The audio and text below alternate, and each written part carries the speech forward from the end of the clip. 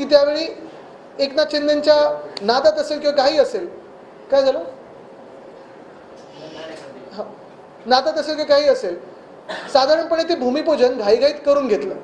आणि करून घेतल्यानंतर आपण पाहतोय मुंबईमध्ये ना 2022-23चे रस्ते झालेत ना 23-24चे रस्ते झालेत.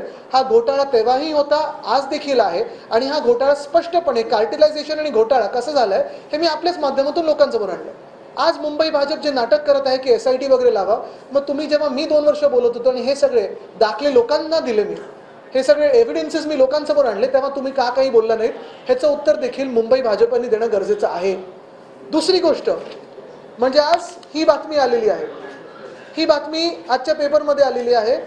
बातमी एवढीच आहे की BMC plans to levy user fee per flat for waste collection. मुंबईमध्ये 2017 पर्यंत साधारणपणे 10,000 मेट्रिक टनचा कचरा रोज गोळा केला जायचा आणि डम्पिंग ग्राउंडला जायचा. 2017 मध्ये आम्ही मोहीम काढली होती की प्रत्येक बल्क जनरेटर म्हणजे 100 kgहून जास्ती कोणी असेल त्यांनी कचऱ्याचं विलगीकरण करावं. ओला कचरा असेल, सुका कचरा असेल, ते वेगळं वेगळं करून कंपोस्टिंग वगैरे या सगळ्या गोष्टी करून साधारणपणे मुंबईतला कचरा हा 10,000 मेट्रिक टनवरनं डेली कलेक्शन आपण 6,500 मेट्रिक टनवर आणलं.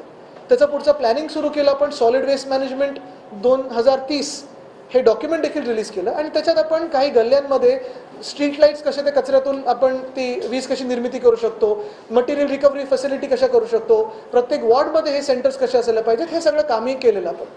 पण आत्ता आपण पाहतोय की भाजपचं सरकार आल्यानंतर, फडणवीस साहेबांचं सरकार आल्यानंतर एकदमच मुंबई महानगरपालिकेला जाग आली आणि त्यांनी सांगितलं की आता आम्ही 2 लाख कोटीच्या डेफिसिटमध्ये आहोत, कमिटेड लायबिलिटीमध्ये आहोत आणि आम्हाला प्रत्येक मुंबईकरावर युजर फी आता लावायला लागेल, प्रत्येक घरावर ह्या कचरा गोळा करण्यासाठी एक फी लावायला लागेल. आत्तापर्यंत जर झालं नाही ते आत्ता कशाला करता तुम्ही?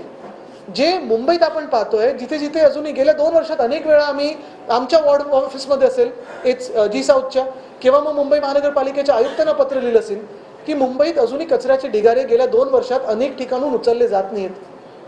ते जे ढिगारे आशेच्या आशे पडलेले आहेत त्याच्यासाठी तुम्ही आम्हाला पैसे देणार का नागरिक म्हणून? प्रत्येक वेळा ढिगारा दिसला की तुम्ही मुंबईकरांना पैसे देणार आहे का? तर मग ही फी कशासाठी लावत आहात? आणि ह्याचा आम्ही विरोध करणार म्हणजे करणार, सगळे मुंबईकर रस्त्यावर उतरून करणार, हे आज तुम्हाला सांगतोय. मुंबईचं आपण पाहताय अदानीच्या घशात घालण्याचा जो प्रयत्न आहे, काल परवाकडेच आम्ही आंदोलन देखील केलं की पॉवर मीटर्स असतील, स्मार्ट मीटर्स असतील, त्याच्या विरुद्ध आंदोलन केलं.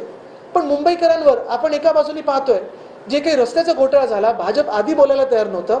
आता फडणवीस साहेबांना खरोखर मोका, मुख्यमंत्री महोदयांना मोका आहे की जर त्यांना स्वच्छ सरकार त्यांचं चालवायचं असेल आणि सुरुवात ह्या स्वच्छ सरकारमधून करायची असेल तर एकनाथ शिंदे असतील, केसरकर असतील, लोढा असतील, ह्यांना मंत्रिमंडळातून बाजूला ठेवा चौकशी पूर्ण होईपर्यंत. आणि जोपर्यंत सिद्ध होत नाही की यांचा त्याच्यात हात नाही आणि कॉन्ट्रॅक्टरचा फायदा झाला नाही तोपर्यंत ह्यांना मंत्रिमंडळातून बाहेर ठेवा. तर आणि तरच आम्ही मानू की हे वॉशिंग मशीनचं सरकार नाही.